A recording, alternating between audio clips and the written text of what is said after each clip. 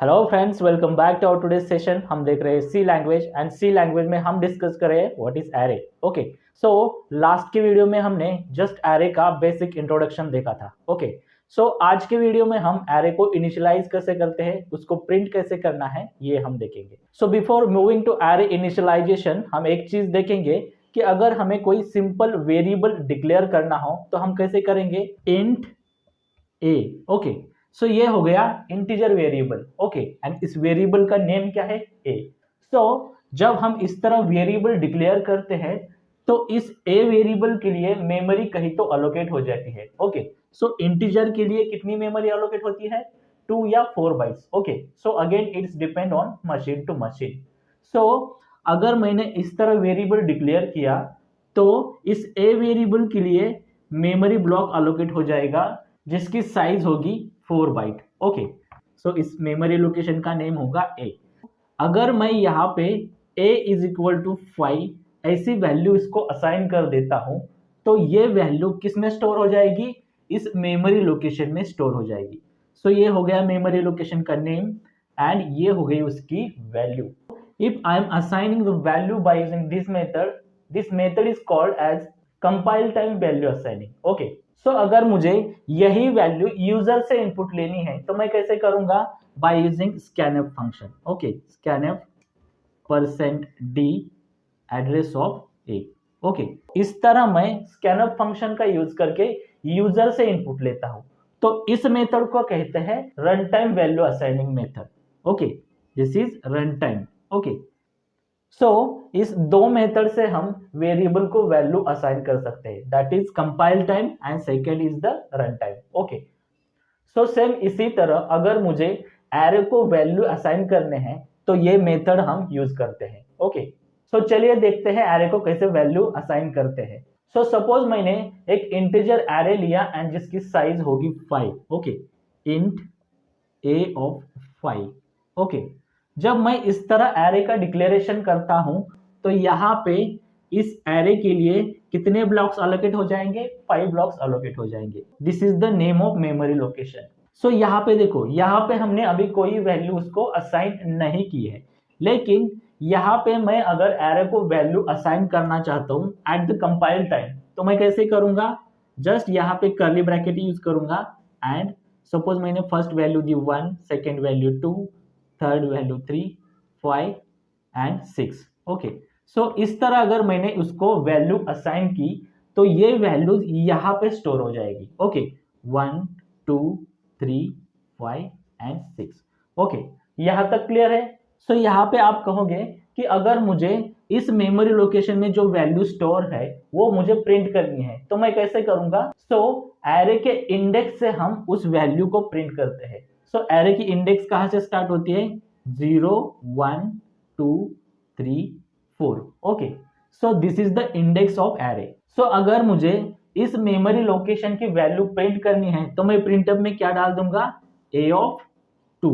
Okay, so same उसी तरह अगर मुझे इस मेमोरी लोकेशन की वैल्यू प्रिंट करनी है तो मैं कैसे करूंगा, a ऑफ 3 करके। ओके, सो a ऑफ 2 में कौन सी वैल्यू है, a ऑफ 2 में 3 वैल्यू है, a ऑफ 3 में कौन सी वैल्यू है, 5। सो इस तरह ये वैल्यूज प्रिंट हो जाएंगे।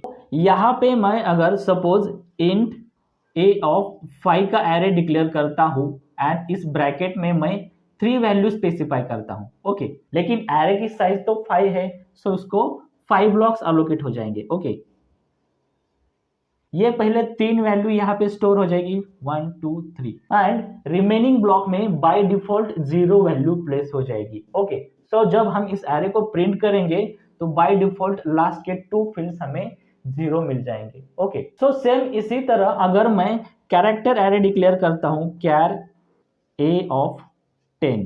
ओके, एंड इसकी वैल्यूज मैं असाइन कर देता हूं a, b, c। Okay, and यहाँ पे मैंने क्लोज किया। इस कैरेक्टर एरे के लिए कितने ब्लॉक्स अलोकेट हो जाएंगे, 10 ब्लॉक्स अलोकेट हो जाएंगे। 3 blocks are filled with this a, b, c and remaining block जो है उस ब्लॉक में क्या स्टोर हो जाएगा, उस ब्लॉक में स्टोर हो जाएगी नल वैल्यू। आया समझ में।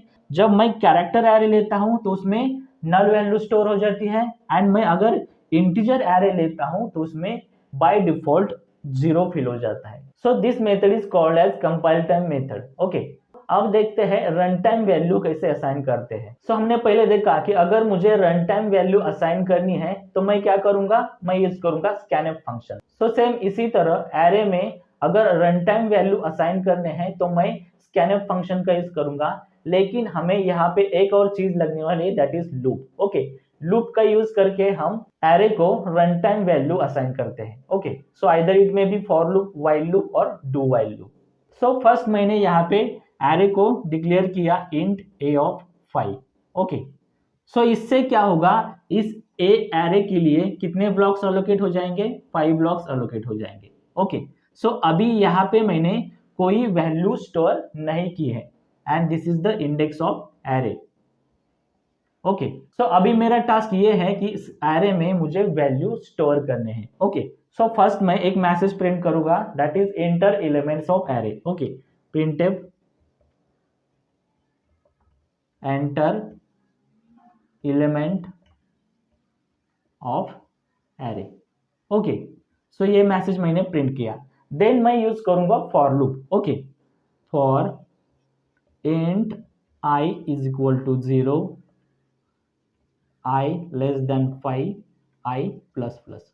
ओके, एंड देन मैं यहाँ पे यूज करूंगा scanf function. Okay, scanf function का यूज करके हम यूजर से इनपुट लेंगे, %d address of a of i।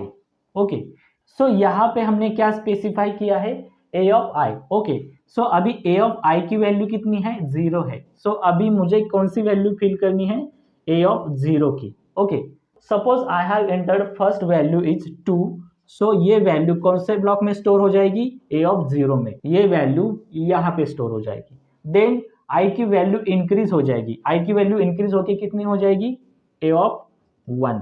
Okay, so a of 1 में कौन सी वैल्यू स्टोर, सपोज मैंने इंटर की 3 इंटर की, तो यहाँ पे ये वैल्यू स्टोर हो जाएगी।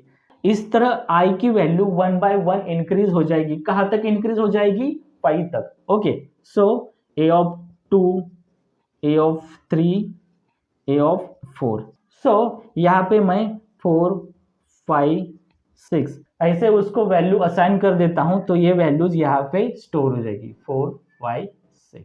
सो यहाँ पे ये वैल्यू स्टोर हो गई। अब मुझे एरे को प्रिंट करना है, इस वैल्यूज को प्रिंट करना है, तो मैं क्या करूंगा, सो यहाँ पे मैंने यूज किया है स्कैनफ फंक्शन। सो एरे को अगर प्रिंट करना है तो मैं क्या करूंगा, यहाँ पे यूज करूंगा printf function, printf %d a of i।